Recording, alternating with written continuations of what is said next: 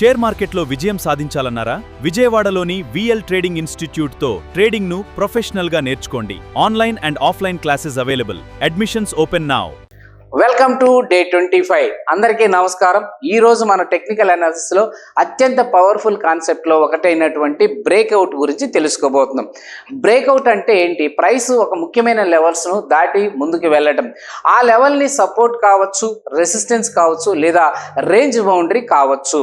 And breakout అనేది market లో కొత్త ట్రెండ్ ప్రారంభమవుతున్నట్లు సూచించే ఒక ముఖ్యమైన సిగ్నల్. అండ్ ఇక్కడ మీరు అబ్జర్వ్ చేసినట్లయితే ఇక్కడ ఒకసారి రిజెక్ట్ అయింది, 2, 3, 4, 5సారి ఇక్కడ ఏమవుతుందంటే this is the breakout point. Okay, మీకు అర్థమవుతుంది కదా, this is the breakout point. And breakout అనేది మార్కెట్లో కొత్త ట్రెండ్ని ప్రారంభిస్తున్నట్లు మనం అర్థం చేసుకోవచ్చు. చాలా పెద్ద మూవ్స్ మరియు స్ట్రాంగ్ ట్రెండ్లో ఒక బ్రేక్అవుట్తోనే ప్రారంభమవుతుంది.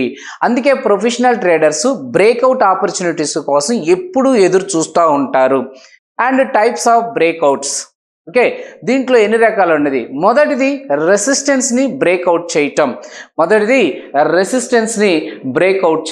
దిస్ ఇస్ ద రెసిస్టెన్స్ని బ్రేక్అవుట్. ప్రైస్ ఒక ముఖ్యమైన రెసిస్టెన్స్ లెవెల్ని దాటి పైకి వెళ్తుంది. రెండోది సపోర్ట్ లెవెల్ని మీరు బ్రేక్అవుట్ చేయటం.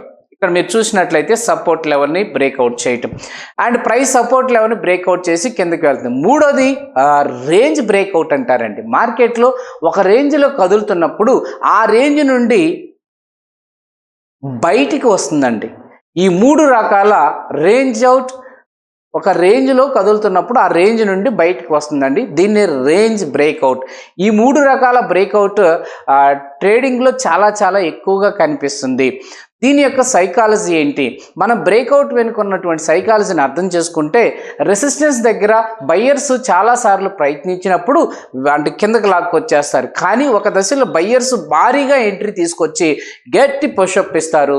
దట్ ద్వారా సెల్లర్స్ తన పొజిషన్స్ని ఎగ్జిట్ చేయటం ప్రారంభిస్తారు. దీంతో దానికి డిమాండ్ వేగంగా పెరుగుతుంది. ఆల్మోస్ట్ 50 to 60% మూమెంట్ వస్తుంది. ఇక్కడ మూమెంటం కూడా పెరుగుతుంది. అదే సమయంలో కొత్త ట్రేడర్స్ కూడా బ్రేక్అవుట్ చూసి ఎంట్రీ అవుతారు. దీంతో ప్రైస్ ఇంకా వేగంగా మూవ్ అవుతుంది. అందుకే బ్రేక్అవుట్స్ ద్వారా స్ట్రాంగ్ ట్రెండ్స్ని మనం ఫైండ్ అవుట్ చేయొచ్చు. అండ్ దీని యొక్క స్ట్రాటజీ ఏంటి? బ్రేక్అవుట్ కనిపించగానే మనం ఎంట్రీ ఎప్పుడు కూడా ఇమీడియట్గా కాదండి. బ్రేక్అవుట్ క్యాండిల్ స్ట్రాంగ్గా క్లోజ్ అయ్యిందో లేదో చూడాలా. వాల్యూమ్ కూడా యావరేజ్ కంటే ఎక్కువగా ఉండాలి, గుర్తుపెట్టుకోండి. వాల్యూమ్ లేకుండా అంటే ఇక్కడ మీకు చూడండి, ఏదైతే నేను చూపిస్తున్నానో ఇక్కడ బ్రేక్అవుట్ అవుతుంది, బాగానే ఉంది ఇక్కడ బ్రేక్అవుట్. కానీ కింద వాల్యూమ్ చూడండి. ఈ వాల్యూమ్ ఏదైతే మీకు ఇచ్చానో వాల్యూమ్ లేకుండా జరిగిన బ్రేక్అవుట్ బలహీనంగా ఉండవచ్చు. కన్ఫర్మేషన్ వచ్చిన తర్వాత బై లేదా సెల్ ఎంట్రీ తీసుకోవచ్చు. స్టాప్ లాస్ను బ్రేక్అవుట్ జోన్ కిందకి ఉంచాలా. అండ్ టార్గెట్ కోసం ట్రెండ్ని ఫాలో చేయవచ్చు, లేదా తదుపరి సపోర్ట్ టు రెసిస్టెన్స్ లెవెల్ని మనం ఉపయోగించవచ్చు. ఓకేనా? నెక్స్ట్ వచ్చేసరికి మీరు ఇట్లాంటిది ఏదైనా చార్ట్స్లో, ఏదైనా స్టాక్స్లో కనుక ఫైండ్ అవుట్ చేసి దాన్ని కింద కామెంట్ రూపంలో తెలియజేయండి. ఇది ఒక ఆర్డర్లో వెళ్తుందండి. ఇక్కడ నేను స్టాక్స్ గురించి మాట్లాడట్లేదు, లేకపోతే ఎఫ్ఎన్ఓ గురించి మాట్లాడట్లేదు.